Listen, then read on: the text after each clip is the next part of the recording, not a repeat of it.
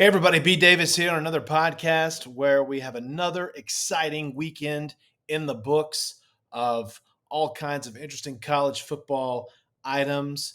But I kind of want to look ahead a little bit, right? I want to sort of look further ahead than I probably should, quite honestly, right? Is it too early to start talking about Texas and Texas A&M for a mega matchup where the winner goes to the SEC championship game? Is it too early to start talking about that? I don't know. It's the calendar says November, and that game has been circled for a full year. It's never too early to start talking about Texas and A&M, but alas, I don't want to get too ahead of myself. But let me explain to you my thinking. Okay, Aggies have the weekend off. They're number 3 in the country. They're undefeated. I think they're going to stay undefeated as they get. I think they're going to get through Missouri. I think they're going to get through South Carolina. Then they have the FCS game against Samford there at home, and then finally the game in Austin. I think they're going to be undefeated when they come to Royal Memorial Stadium. Texas picked up another win on Saturday, a 34-31 winner over number 9 Vanderbilt. The Fighting Diego Pavias came to Royal Memorial Stadium. Crazy finish, I get that, and there are going to be some people who really want to hold on to the last 10 minutes. But to me, as I wrote about this in my post-game story, I feel like that the offensive improvement over the last month supersedes what happened in a wild last 10-minute scramble against an umbrella prevent defense. Okay, well, we will talk about that here in just in a few moments. But right now, I want to focus on where Texas is at compared to where they were, right? Let's be honest. Everyone thought this team was dead and buried at the Swamp in Florida. Their second loss, early October, SEC opener. Arch Manning looked terrible in that game. It looked like Texas was done, okay? Go ahead and pencil them in for the Mayonnaise Bowl, whatever other bowls the SEC has, it's fine, okay? But what has happened since then? Well, Texas somehow pulled it together to beat Oklahoma. John Mateer didn't look that good in that game, and then Oklahoma's fizzled since then. Still, a really good win in the Red River Shootout. Red River Rivalry, excuse me. Then Texas goes to Kentucky, gets a overtime win. Mark Stoops, great job not kicking the field goal. Good job out of you. Then Texas goes to Stark Vegas and gets a terrific come-from-behind win in overtime. Jeff Lebby, the meltdown that Mississippi State fans on your head, I think it's kind of warranted because of the play calling there. Nonetheless, Texas won all 3 of those games, okay? And if you had told Sark that you were going to go 3-0 in this 3-game road swing that took you away from Royal Memorial Stadium for a month or so, he would not care how it happened, how they got there, how I did it, just that they came home 3-0. That's all that matters. And that's exactly what happened. They came home 3-0, and now they sit in a position where Texas is 4-1 in the SEC, despite everything that's happened. And the Horns are in a position where if they continue to win and they win out, they're going to be in the SEC title game, right? Now you say, well, BD, how does that work? Well, it's because, again, if they win out, they would have put a loss on Georgia. They would have put a loss on A&M and put themselves in position to be in the game, right? I just find it fascinating that here we are in November talking about Texas still being in SEC title contention, still being in the CFP hunt, when everybody, and I mean everybody, myself included, man, we thought this thing was dead and buried in Florida, right? I think it's a credit to what Steve Sarkisian has done. I think it's a credit to Arch Manning and his crew and how they've continued to continue to right the ship. I think it's a credit to Kyle Flood, the offensive line coach, how they reshuffled the group, moving Cole Hudson to left guard, putting Robertson in there at center, DJ Campbell, Baker, and Trevor Gooseby. They have finally found the right 5 that works. You look at how the offensive line held up against Vanderbilt. Only 3 quarterback hurries, no sacks, and only one negative play in 60 offensive snaps. That is, frankly, folks, that is spectacular considering how well or not well the offensive line had played up to this point, right? That's fascinating. Well, you have to look at what can happen going forward. All right. Texas is off this week, and they've got a much needed off week. No doubt about it. A much needed off week. When you look at Ryan Wingo, left the game with a thumb injury. Jalen Gilbo left with an injury.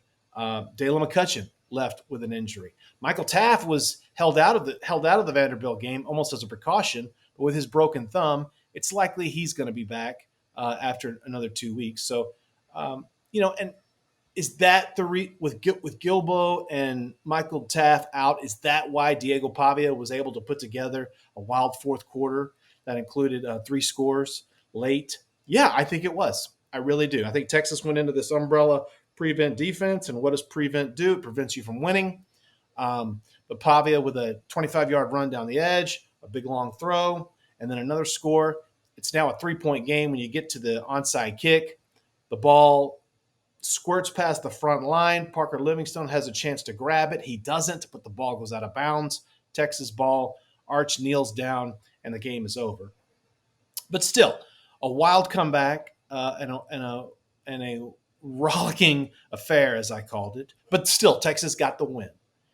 And I think Texas is going to be a much tougher out down the stretch than people think. I don't think this is the same Georgia team that came to Austin last year and put it on the horns.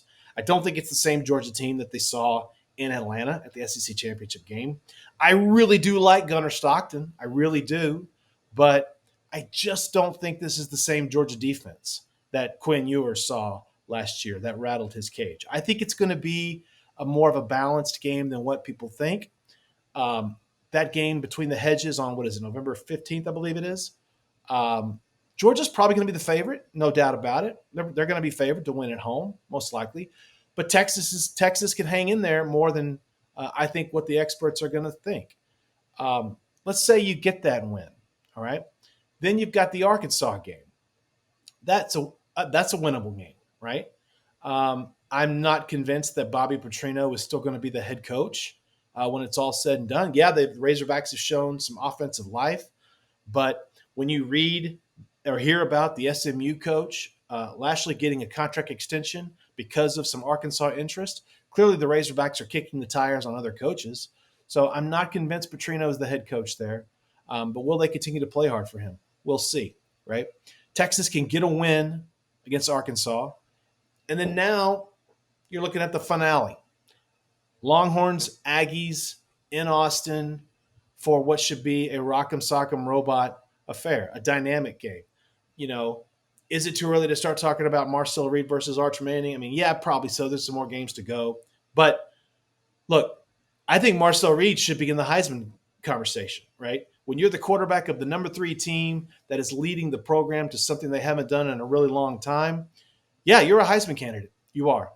I like Reuben Owens as a running back. I like Concepcion. I like Carver out wide.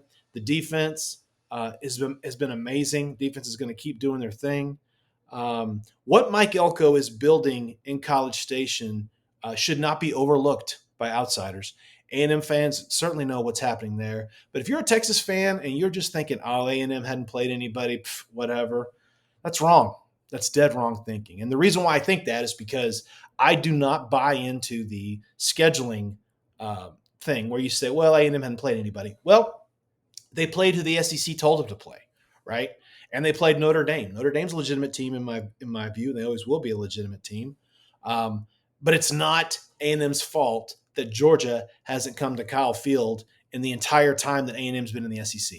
Okay, that's not the Aggies' fault, right? That's the league office's fault. If you don't like A&M's schedule, blame the league office. All right, don't blame R.C. Slocum all the way up to Trev Alberts and Mike Elko. Don't do any of that because that's not the case. I really do think we're on a collision course for a hellacious game